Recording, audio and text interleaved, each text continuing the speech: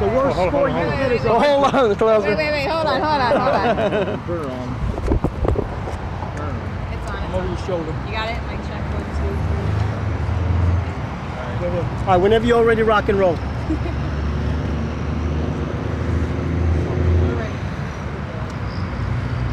All right, the company involved here is Southwestern Carriers, based out of Saginaw, Texas. And we've just done a quick check on their safety rating. 100 score being the worst you can have. This company had a 99 out of 100. This company's been recommended in the past for the feds to come in and in fact do a compliant audit. Obviously not a very well-run safety operation. What we see here is the result of a driver just 4 months with the company taking this curve as if he's in the Indy 500 and is in fact being cited for failure to control his speed. This is what 80,000 pounds of trouble does on our roadways. There's just no excuse for this type of behavior. There's none at all. We will also initiate a compliant audit as well. This company will either operate safely in the state of Texas and i.e. Houston, or we'll try to do our very best to make sure that we'll bring whatever resources we can down on this company. Delighted to have them visit us from Saginaw, Texas, down from Dallas. But my goodness, they're going to operate safely here so that our citizens have a fair chance to get from point A to point B safe. 47,000 pounds is what I'm being told was the product on board, steel coil. Truly remarkable that these coils did not roll off of the freeway here down below onto I-10. Obviously would have been catastrophic on the effects. Driver certainly being cited. Company will be audited under a compliant audit. Obviously, we've got the cleanup recovery process going on. Probably looking at about another hour and a half until we could actually open up this ramp.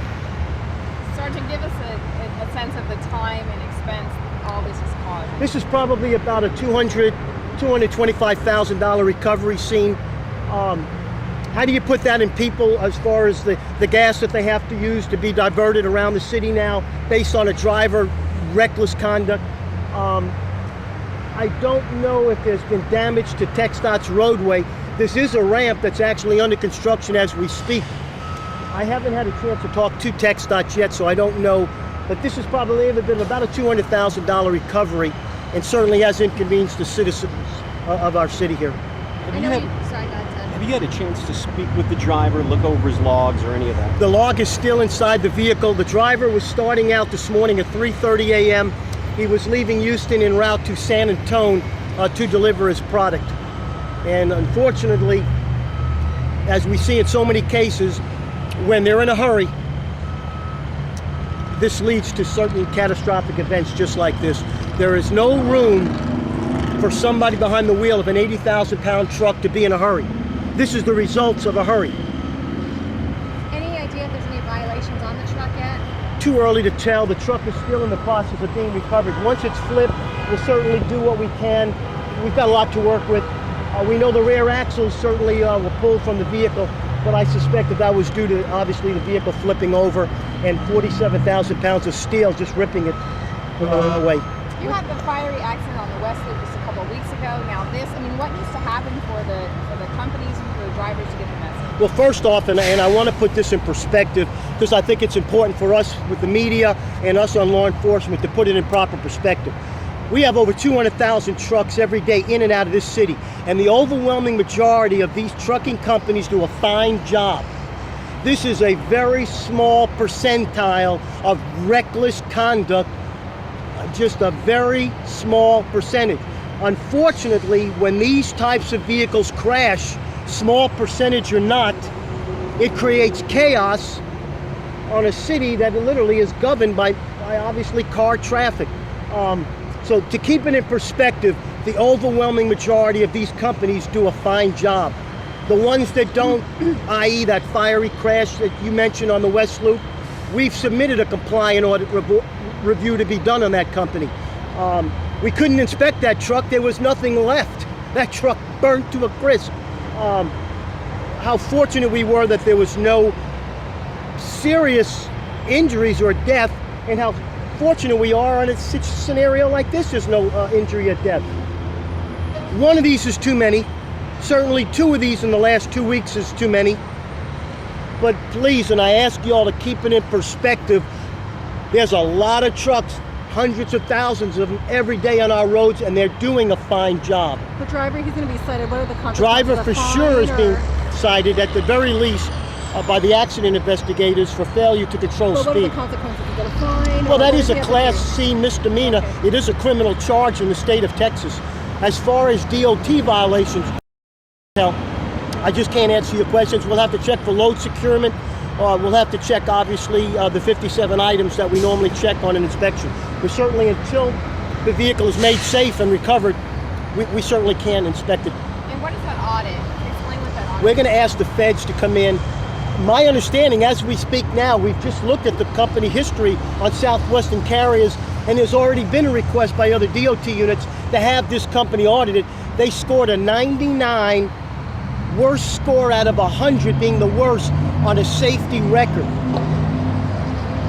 Speaks volumes, doesn't it? Thank you Sergeant, so thank much. you.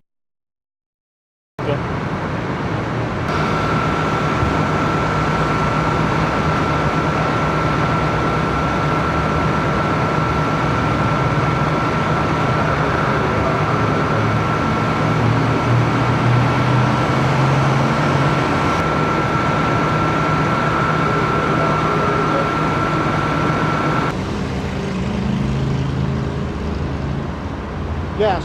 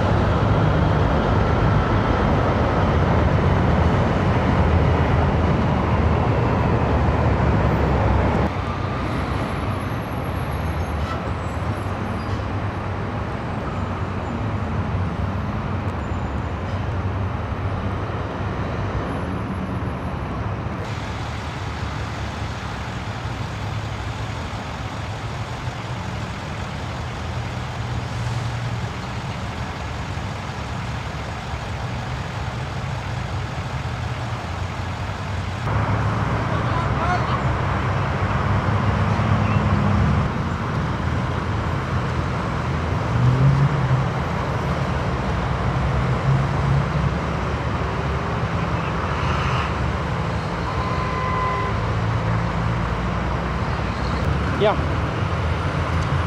Yeah.